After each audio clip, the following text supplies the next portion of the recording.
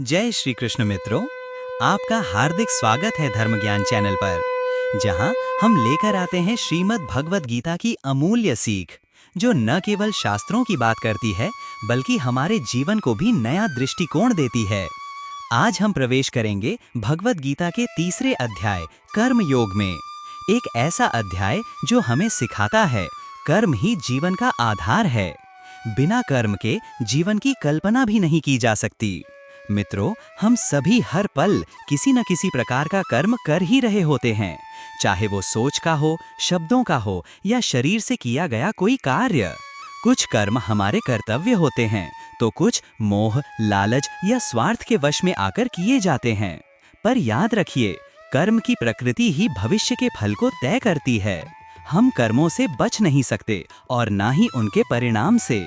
हमारे कर्मों का फल हमें उतनी ही निश्चितता से ढूंढ लेता है जितनी निश्चिंतता से कोई बछड़ा सैकड़ों गायों के बीच अपनी मां को पहचान लेता है। पहले अध्याय में हमने देखा, वीर अर्जुन युद्ध भूमि में अपने प्रियजनों को देखकर भावुक हो उठते हैं। उनका मन भ्रमित हो जाता है और वो युद्ध करने से इनकार कर रथ के पिछले हिस्से में बैठ जाते हैं। दूसरे अध्याय में भगवान श्री कृष्ण अर्जुन को जीवन का सबसे बड़ा सत्य बताते हैं, धर्म का पालन। वो कहते हैं, हे अर्जुन, तुम्हारा धर्म है क्षत्रिय धर्म और उसका पालन करते हुए युद्ध करना तुम्हारा कर्तव्य है। वहीं कृष्ण दो मार्ग बताते हैं, पहला ज्ञान योग, दूसरा निष्काम कर्म योग। ज्ञान योग में आत्मा की पहचान और वैराग्य प्रमुख होता है, जबकि कर्म योग में बिना फल की इच्छा के अपने कर्तव्यों का पालन।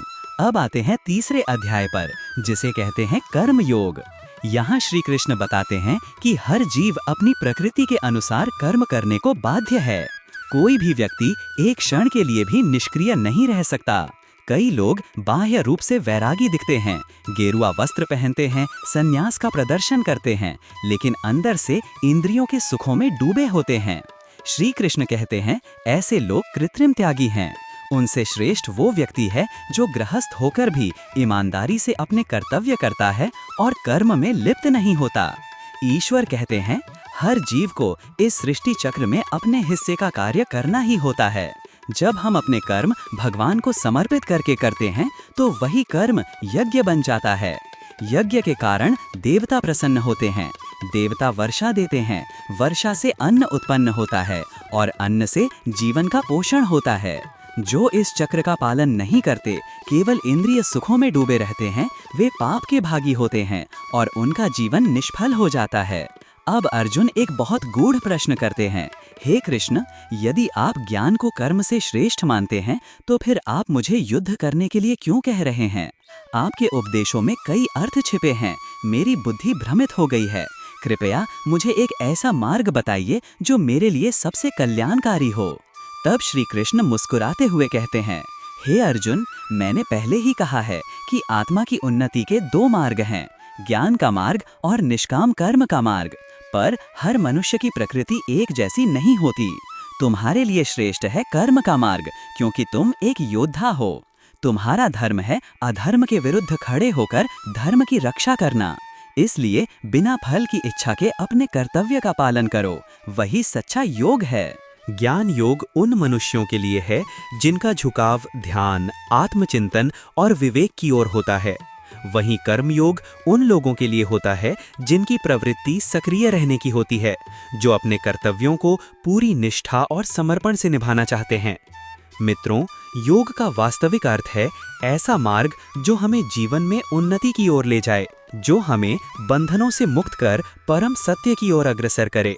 श्री कृष्ण कहते हैं, ज्ञान योग और कर्म योग दोनों ही मार्ग श्रेष्ठ हैं, लेकिन इनमें भी कर्म तो करना ही पड़ेगा। कर्म से कोई नहीं बच सकता। कर्म अनिवार्य है, चाहे आप ज्ञान मार्ग पर हों या वैराग्य मार्ग पर, चाहे आप गृहस्थ हों या सन्यासी, जीवन में हर पल कोई ना कोई कर्म होता ही है। इसलिए भगवान श्री कृष्ण स्पष्ट करते हैं कि केवल शारीरिक रूप से संन्यास लेना या केवल मैं कुछ नहीं करता ये मान लेना मुक्ति का मार्ग नहीं है। असल में कर्म से भागना ही सबसे बड़ा भ्रम है। भगवान श्री कृष्ण कहते हैं कि ज्ञान योग अच्छा लगे या कर्म योग, दोनों ही मार्गों में कर्म करना पड़ेगा, क्योंकि कोई भी मनुष्य एक क्षण के लिए भी बिना कर्म किए नहीं रह सकता। हे अर्जुन, इस संसार में कर्म किए बिना कोई भी मनुष्य एक क्षण भी नहीं रह सकता। हर जीव, चाहे वो स्वयं को ज्ञानी माने या त्यागी, प्रकृति के गुणों के वश होकर किसी न किसी रूप में कर्म करता ही है। इसलिए हे अर्जुन, कर्म के बंधन में मत बंधो। उम्मीदों से मुक्त होकर, पछतावे से दूर रहकर, दया या डर में फंसे बिना बस अपना कर्म करो, क्योंकि कर्म ही जीवन की गति है और यही गति आत्मा को शुद्धता की ओर ले जाती है। अपने धर्म का पालन करो, चाहे उसमें कितनी भी कमियां क्यों ना हो। स्वधर्म, जिसमें आत्मा की सच्ची पहचान है, दूसरों के धर्म से सदा श्रेष्ठ होता है, इवन अगर वो देखने में कितना भी आकर्षक लगे। अर्जुन ने पूछा, यदि हम सभी ईश्वर के अंश हैं, आत्मा हैं, तो फिर हमसे गलतियां क्यों होती हैं? हम बुरे कर्म क्यों करते हैं? भगवान श्री कृष्ण ने उत्तर दिया, जब मनुष्य की इच्छाएं पूरी नहीं होती तो उसका मन अशांत हो जाता है। ये अशांति उसे क्रोध की ओर ले जाती है और क्रोध उसकी बुद्धि को ढक देता है, जिससे वो सही और गलत में फर्क नहीं कर पाता।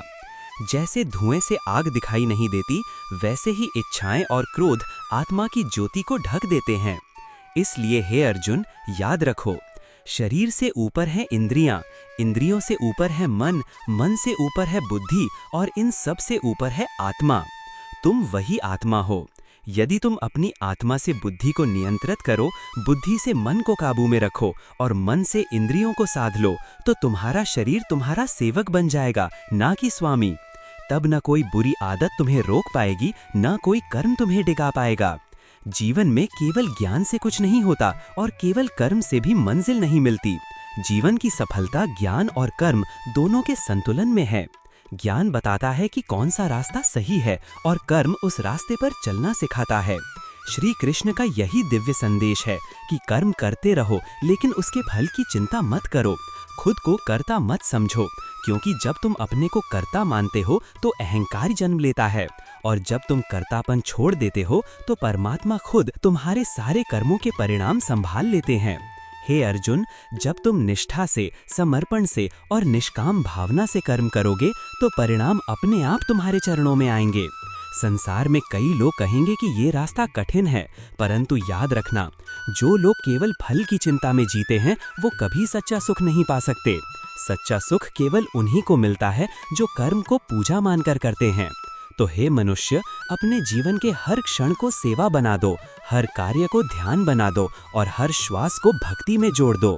तब न तुम दुखी होगे, न भयभीत और न असफल। यही है भगवद गीता का अमूल्य ज्ञान, जो आज भी उतना ही सत्य है जितना कुरुक्षेत्र के युद्ध में था। राधे राधे, जय श्री कृष्ण। अध्याय की ये गूढ़ बातें पसंद आई हों तो धर्म ज्ञान चैनल को सब्सक्राइब करें और इस ज्ञान को अपने मित्रों और परिवार के साथ जरूर साझा करें। अगली कड़ी में हम जानेंगे चौथे अध्याय की दिव्य शिक्षाएं, जहां श्री कृष्ण स्वयं को भगवान के रूप में प्रकट करते हैं। तब तक के लिए अपने जीवन को कर्ममय बनाएं और हमेशा कहें, जय श्री कृष्ण, जय श्री कृष्ण।